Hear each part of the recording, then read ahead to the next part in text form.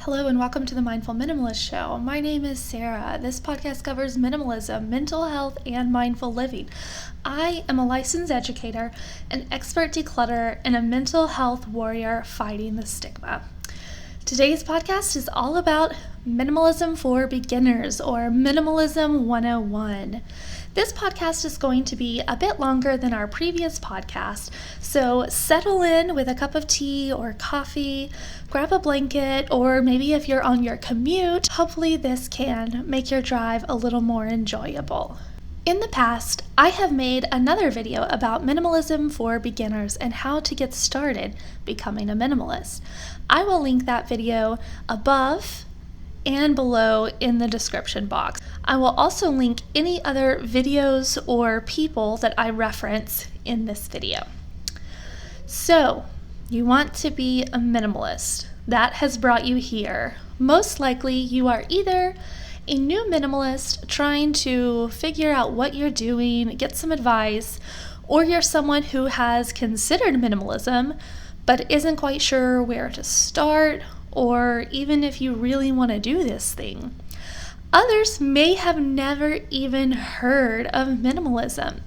So minimalism is a lifestyle. Many people think it's a trend, it's just how you decorate your house, it's a clothing style, but minimalism is far beyond that. Minimalism truly is a lifestyle. It impacts every part of your life. So I want to begin talking with you guys about my own story and my own journey to minimalism. Now, this is the first person of many that I will mention in this video who has inspired me and brought me to where I am in my minimalist journey. And these people have even brought me to YouTube. They've brought me to reading blogs, to starting to watch YouTube channels, and then to create my own channel. So the first woman I want to mention has the channel Lulastic and the Hippie Shake. It's quite a funny, interesting name if you ask me, but she is definitely a hippie at heart, and I love it so much. She was one of the first bloggers that I started really getting into her content and reading. And she talked about things that were fascinating to me because no one else that I knew practiced these things or even talked about these things. And some of those include what she calls no poo, which sounds weird and has nothing to do with poop, though here in a second we are going to talk about cloth diapers. She talks about not using actual soap in your hair or shampoo, but using natural alternatives to be able to train your hair to not make so much grease and oil. And so that's how I started training my hair and really expanding and stretching out the days that I can go. So now I go about a week without washing my hair. If you're watching the video here, which if you're driving, please put your phone down and not watch, just listen. But if you are watching the video, you can tell I've got my hair slicked down today, and that is because we are a few days in to my hair wash cycle. So I have figured out tricks and things that I can do to make it last even longer, and it's all due to this woman. She also encouraged me to pursue other hippie-like interests such as cloth diapers, and these topics led me to minimalism. It led me to things like tiny homes, to capsule wardrobes, to all of these things that I've just become fascinated with and that I love watching and learning about more and more. That's one thing with minimalism that I will bring up quite a bit in this video, is you're never truly finished. You never become a minimalist and then you think, well, I will never have to declutter my home again. False. Marie Kondo, she believes differently than I do there. She believes that you can declutter one big massive time and never have to do it again, just some minor tidying. In my opinion, that's not feasible for most people. If you have a paid specialist coming in to declutter your home, which I have gone and helped several of my friends declutter, and it's something that I would really love to pursue as a career later on. Unless you have someone of that caliber coming to help you, it's going to take more than just one time. So my first start with minimalism was shortly before a move. My husband and I lived in apartments after we got married, and then we were finally moving into our first home. And we had to pack up everything from our apartment, even though we had only been there maybe a year and a half, 2 years. We still had acquired so much stuff. And so as we were packing, we just thought, we have to pare this down. There's no way we can take all of this with us. And we really don't even want to take all of this with us. We don't want the burden of all of these extra things. We don't want more things to dust and to clean and to keep up with. So we started downsizing. And I would say in that moment, we probably got rid of maybe a fourth of what we owned, maybe a half, somewhere in between there possibly.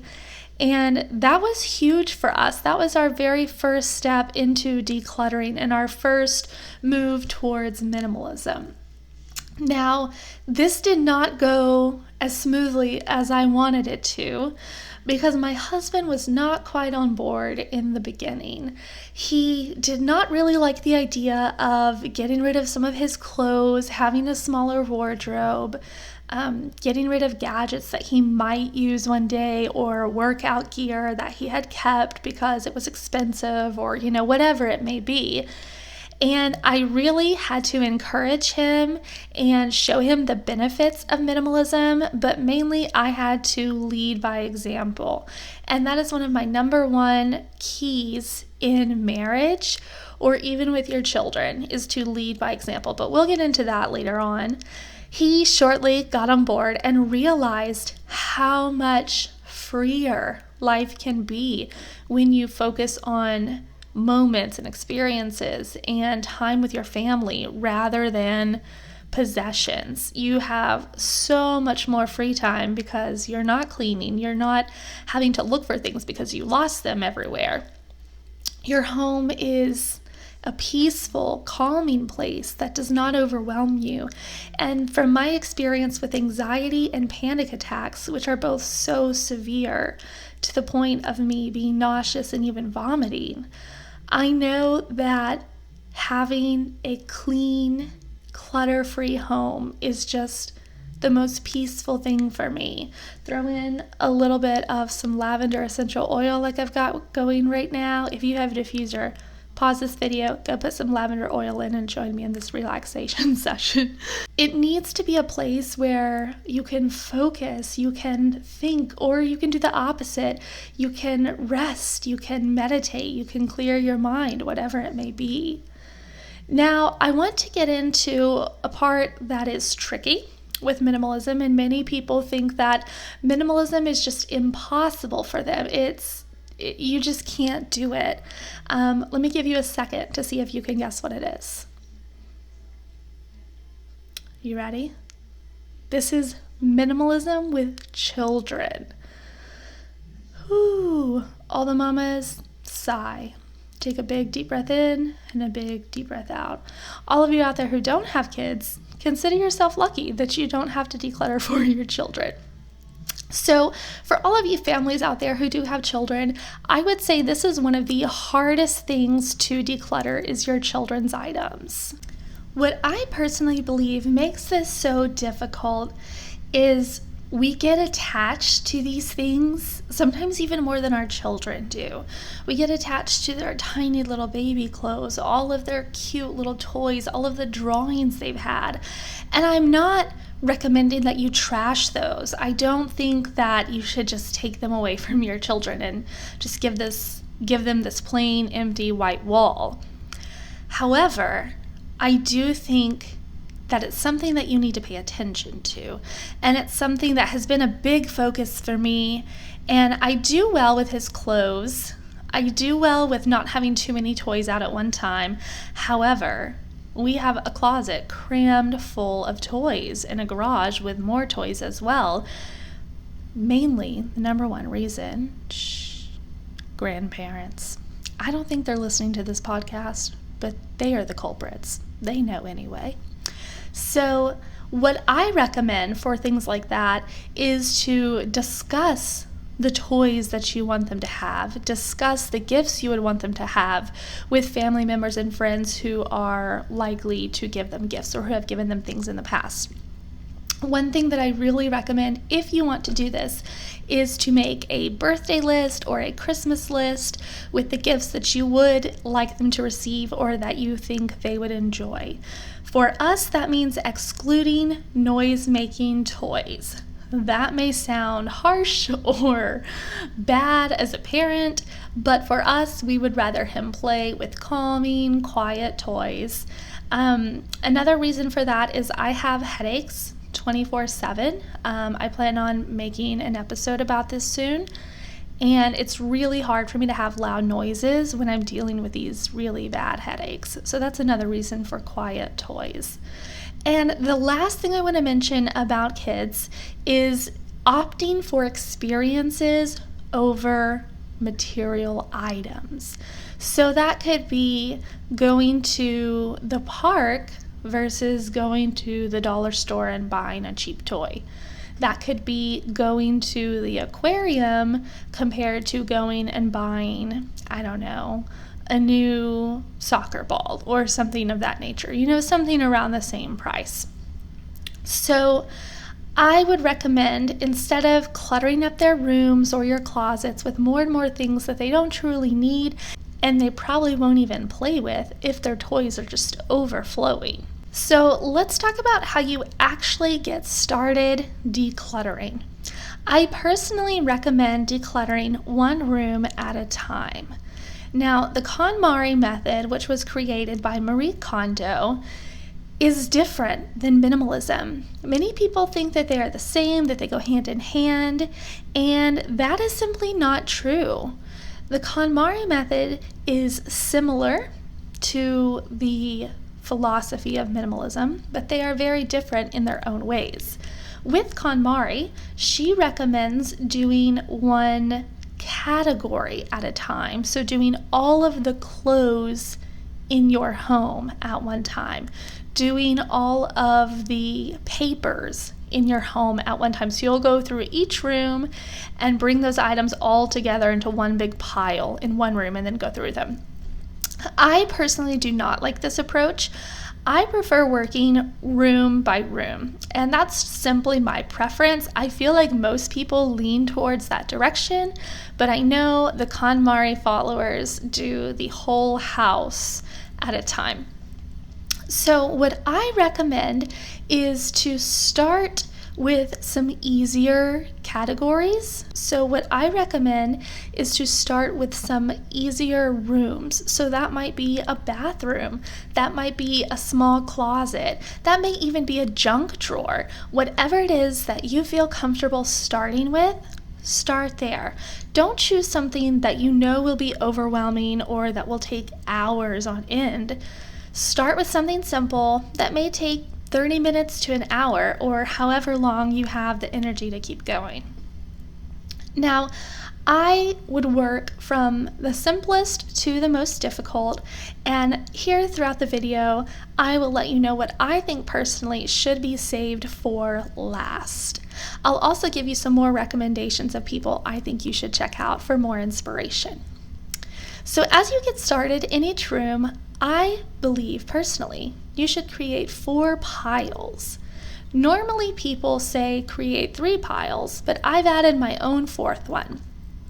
Typically people say 1 pile to keep, 1 pile for maybes that you'll come back later and reconsider, and 1 pile for donating or just getting rid of in general. But I made the 4th category of trash because we need to differentiate donation items and trash. We don't want to be sending, old socks with holes in them or, stained clothes to a thrift store or to a church or wherever you're going to donate the clothes. So I think having 4 categories just saves you time in the long run instead of you having to separate your get rid of pile. So I have compiled a list of 5 questions that I want you to consider as you start decluttering. The first question is, would I buy this again today? Same price, same everything. Would you buy this again? And really stop and think about that. Is this something that you love so much that you would go spend even more money on just so you could keep it? If the answer is no, it may be time to let that go. The next question is, am I keeping this out of guilt? Oh boy. I would say that's one of the biggest reasons why people keep items and have trouble getting rid of things. I have a video linked below as well, and it is talking about getting rid of gifts. How do you declutter gifts? What do you do with them? Check out that video to give you a few more details. But speaking of the guilt, what I always think of is, if this person truly cares about you, truly loves you, truly wants to make you happy, they are going to be okay with whatever your choice is. I know not everyone feels that way, and not everyone would react that way, but I believe that simply should want to make the recipient happy. If that means that they pass it on to a friend who they think would enjoy it more, or if they donate it to someone who's in need, I think that's okay. I think that's perfectly fine if it's not something that you will use. And what goes back to keeping it out of guilt is, every time you see that object, you're going to feel guilt in two ways. First of all, you're going to feel guilt because you don't use it. You don't love it. It's just sitting there. The second reason you're going to feel guilt is wanting to get rid of it, but you can't because you feel guilty about what those people will say. Now, unless this is something that they see frequently, something that they talk about often, I really don't think people are going to ask you about the gift. I mean, if it's something that's obviously significant, then yeah, you should probably hold on to that, or at least give an explanation of why you gave it away or who you are giving it to, maybe. But if it's something, like a pair of shoes or a purse or, I don't know, some type of home decor, whatever it may be, I personally feel like it's okay to pass those on. I am a huge regifter, and this is a great way to be able to regift, and this goes along with recycling. Reuse, reduce, recycle. Those are the 3 R's that are trending right now when it comes to taking care of the earth. So think about how you can reuse those items, regift those items, and you'll be reducing what you're purchasing, which is in turn reducing what factories are making. Now, the next question says, do I use this item at least once a week or once a month, or if it's holiday decor, do I use it at least once a year? My personal belief is if you only use it once a year, it better be stinking important. So the only things that we own that we only use once a year would be our Christmas tree with ornaments and lights. And I have a chart for my son's birthday every year, and we have a piñata stick. And I really cannot think of anything else that we only use once a year. We do not have any other Christmas decor, no Easter decor, no fall decor. We simply just keep our home very neutral. That way everything works, everything goes with it, and it's in style every season throughout the year. So items that you use frequently, like every week or every month, you can keep. I mean, you can keep anything. There are no rules to minimalism. However, if you're not using it frequently enough to justify its space, why keep it? Why have it? It's simply sitting there taking up the space that you could have cleared for more organization, for a more calming space. I think about a kitchen drawer, for example. You may have your utensils in a little utensil caddy. You may have some spatulas or some knives or whatever it may be. If you remove those utensils or those items that you're not using, if you take out all those measuring cups that are filling your drawer, if you get rid of half of the towels that are crammed in there, you will have so much more space for a calming atmosphere, for a place where you don't have to dig to look for what you're wanting. You can find it immediately. And you won't also have to look at those eyesores, the things that you don't even like, the things that don't go with your decor or your style, or even that don't go with your lifestyle. Now, the next question is, do I love or do I need this? If the answer is yes to either one of those, keep the item. It's wonderful to keep it. Even if you have 10 pairs of shoes, 15 pairs of shoes, which I think is excessive, but I have somewhere close to there.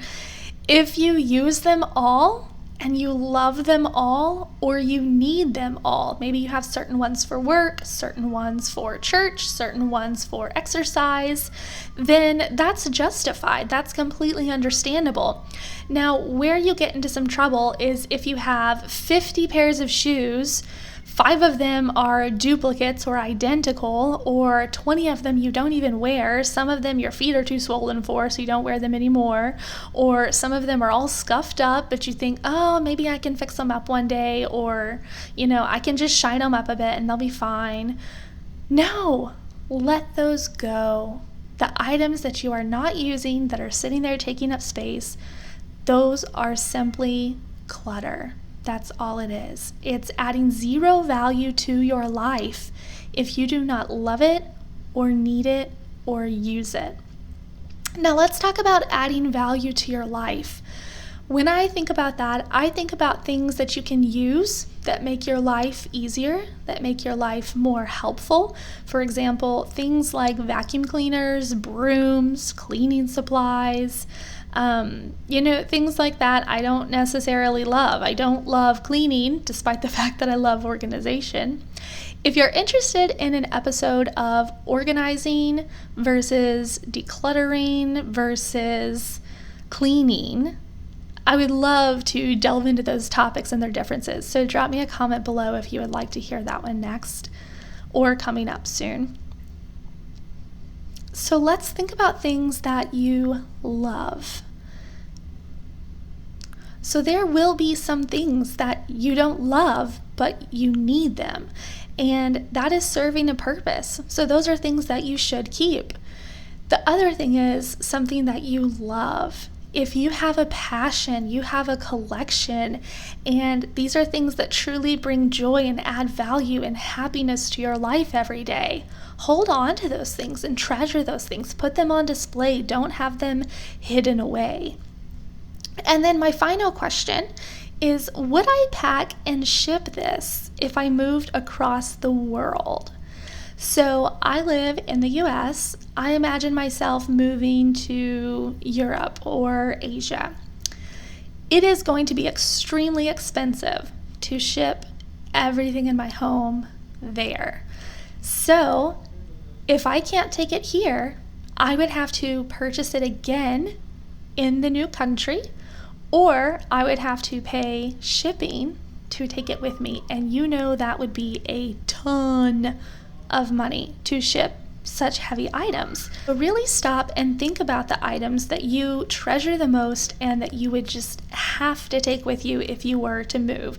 These would be things that you would be willing to pay a decent amount of money for to be able to take with you. And when you think about it in that way, there really shouldn't be that much left in your house. I mean, as for little decor items, if they are not super sentimental and special to you, or they just make you so happy that you would take them with you, you don't need them. Let them go. One thing that I heard that I just love is that if everything is so special to you, you can't get rid of it, you have to have it, it's a memory, it's so cute or whatever. If you think everything is special, nothing is special. Special means it is different, it is unique, it's like nothing else, it has great value and importance.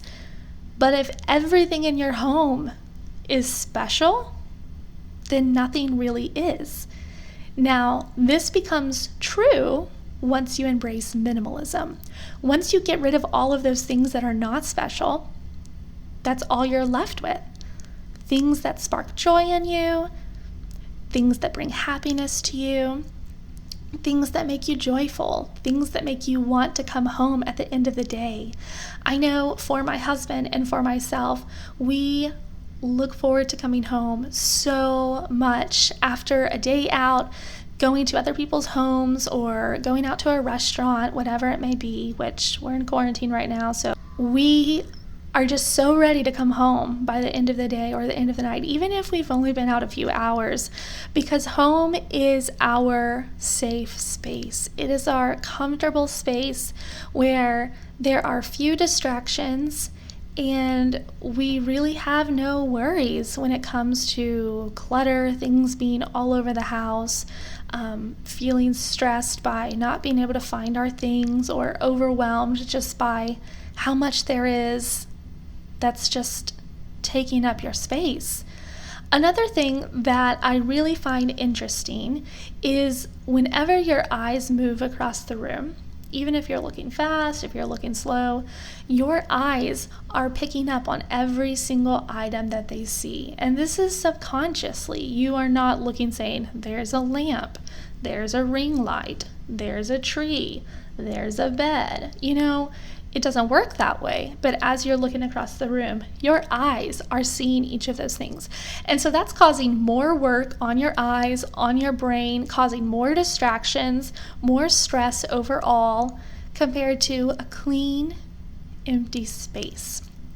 Now, later on, we'll get to the whole empty part, because that is really a myth. We'll get to that later on. Now, I want to go ahead and give you guys some other tips that I have for when you are decluttering. The first one is go fast. Now, this may seem counterproductive. You may think, well, what if I make the wrong decision? Or, there's just so much stuff. I can't go fast. It's going to take forever to go through all of it. If you go fast, not only for the sake of finishing faster, but if you go fast, you're making those split-second decisions. You're not having time to sit there and go, oh, but I loved this book. I read it to my kid when he was 6. Okay, well, maybe keep a baby book, but you don't have to keep every single book that your kid read. But if you start looking at it and reading it, that's when you get emotional. That's when you start thinking with your emotions rather than your mind. And I don't want to discredit emotions because I'm one of the most emotional people out there.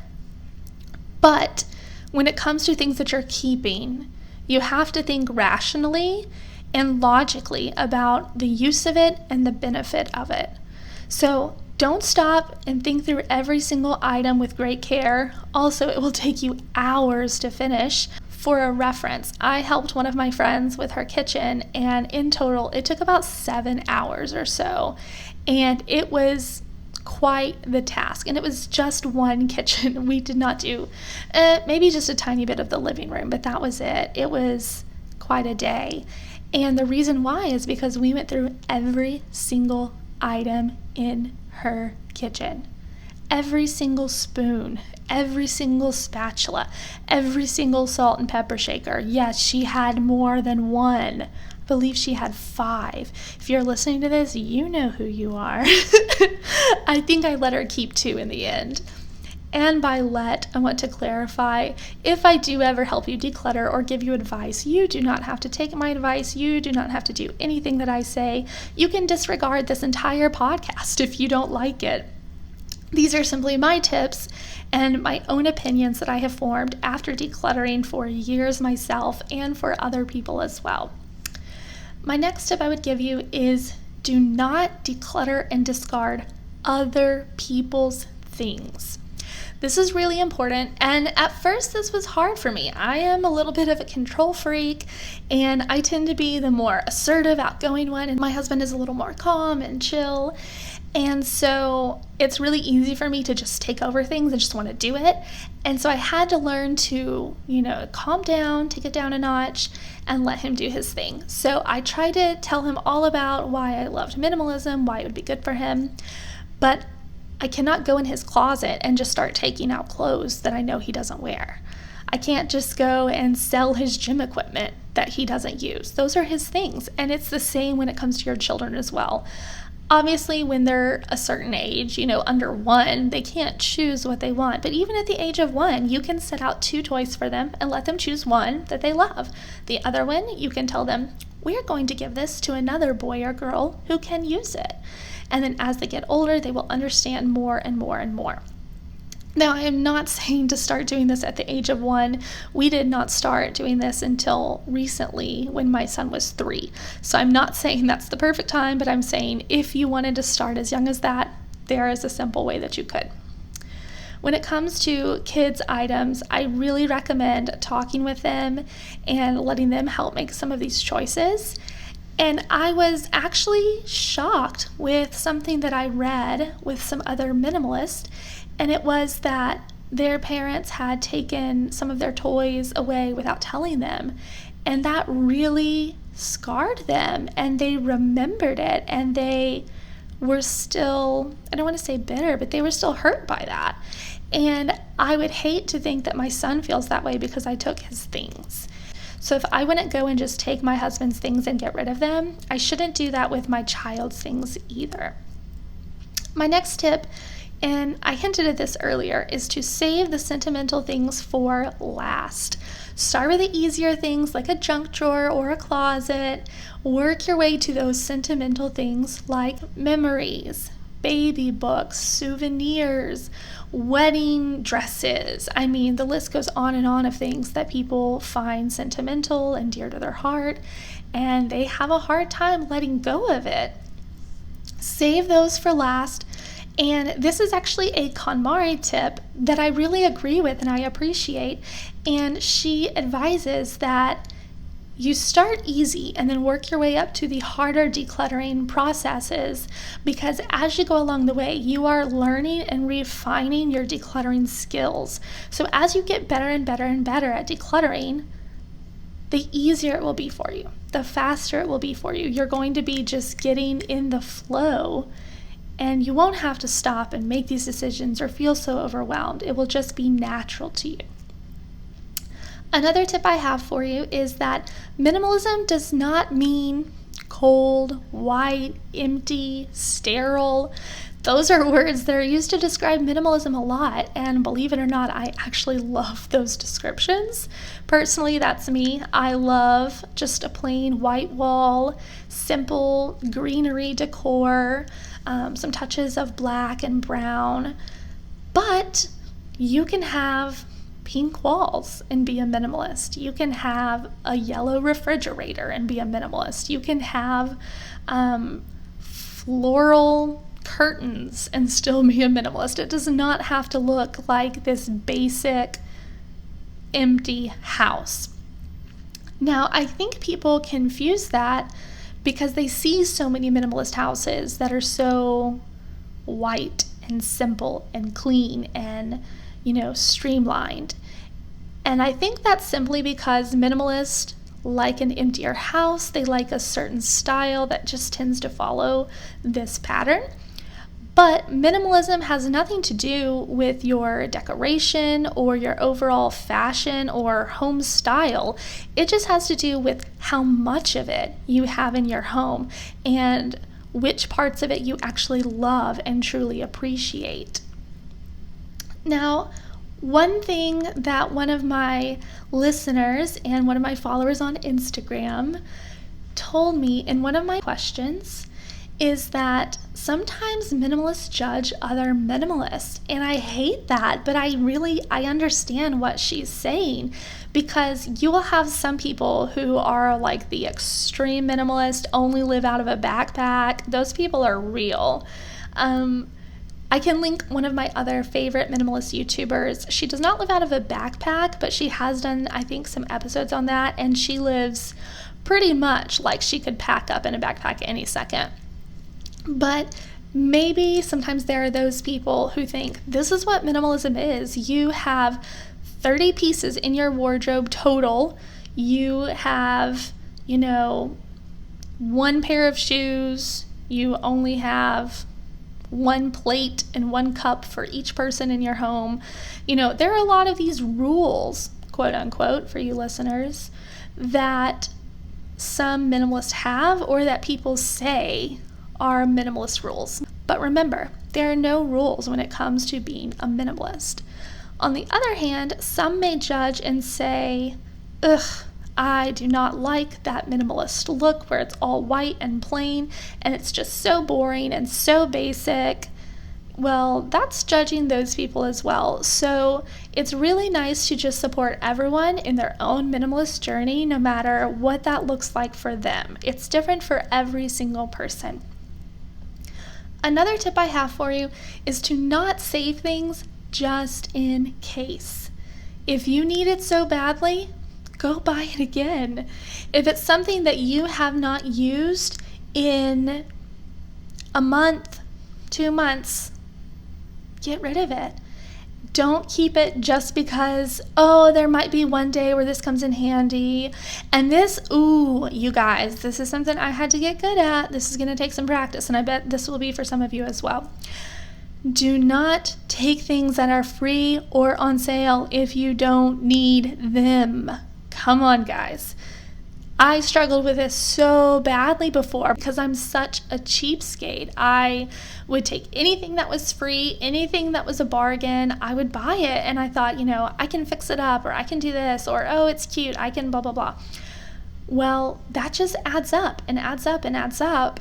So you're ending up with a lot of things that really are not worth much, and not just in a monetary way. They're not worth much to you sentimentally, emotionally, in their use for you, but you just have more and more and more and more of it because you can't let it go. Let's go ahead and move on to the next one. So say you have a birthday card or you have a special sentimental item, take a picture of that instead of holding on to it. My final tip here for you guys is to choose multi-purpose items so that you need fewer items in your house. For example, I think of cleaners or chemicals that you would use around your home. So many of them have the same ingredients or very similar ingredients you can use in a variety of ways. So there are some that you can clean your glass with, that you can clean your countertops with, you can clean your bathrooms with. I recommend those items. Not only will they save space in your closets or wherever you store them, but it will also save you money. Instead of having to buy so many different ones, probably end up wasting them, you have one cleaner, 2 cleaners maybe. Another example of this that is something that is multi-purpose would be your body wash, shampoo, conditioner. They even make, you guys, I want to try this. They even make one that is all-in-one, and it is your shampoo, conditioner, and body wash. And I think that is so, so cool. I have not tried it yet, but I've seen it and I am very interested in it. I personally use a separate shampoo and conditioner because I use a purple shampoo and conditioner for my hair to keep the brass out of it. But whenever I run out of something like body wash, I'll often use shampoo because they're both soap. If one can clean my hair and my scalp, it can clean my skin, and vice versa. However, I do not recommend using purple shampoo as body wash. That will not go well. I believe we have just about reached the end of our podcast today. I want to remind you guys that everything I've mentioned is linked below in the description for you. I hope you'll check out some of these videos and some of these inspirational people who have helped me throughout my journey to minimalism. I also want to let you know that I am always here for support for you guys. You can find me on Instagram at _TheMindfulMinimalist_, and you can find me on Facebook at The Mindful Minimalist. You can reach out, message me, DM me if you have any questions about minimalism, mental health, or mindful living, and I would love to talk with you. If you have enjoyed this podcast, it would really help me out if you hit the like button and you subscribe to my channel if you've not already done so. Be sure to hit the notification bell so you'll see all of my posts, and leave me a comment letting me know where you are in your minimalist journey. I thank you guys for all of your support in this channel and in our new transition to our podcast. Thank you guys for watching or for listening, and I'll catch you for the next one. Bye.